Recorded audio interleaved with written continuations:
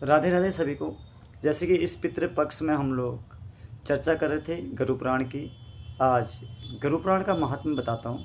गरुड़ पुराण का महत्व ये है कि इस गरुड़ पुराण को जो सुनता है, जो करवाता है और जो सारी बातें जानकर उसके अनुसार कर्म करता है, उसको बहुत बड़ा फल मिलता है। उनके पितृ प्रसन्न होते हैं और उनके घर में कभी भी नेगेटिव एनर्जी का वास नहीं होता है। और अगर किसी कारण किसी कुंडली में अगर पितृदोष है तो वो पितृदोष दूर हो जाता है।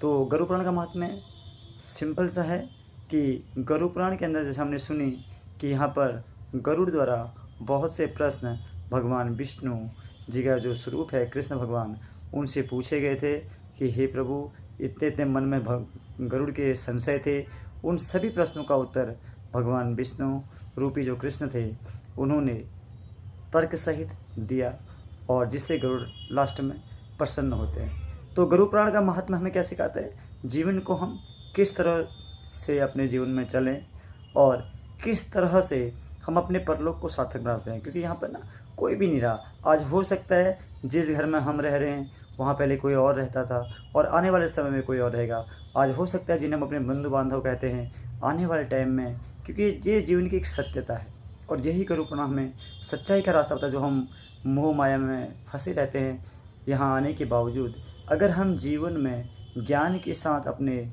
जीवन को चलें, धर्म के कार्य करते रहें और किसी को, मानव हो, पशु हो, किसी भी प्रकार का जीव जंतु उसको परेशान ना करें, और ऐसा करते अपने मार्ग को, अपने जीवन के राह पर चलते रहें और भगवान के जो भी कार्य अपने सामर्थ्य के अनुसार, जो भी दान हो, पुण्य हो, पूजा पाठ हो, करवा सकते हैं, कर सकते हैं।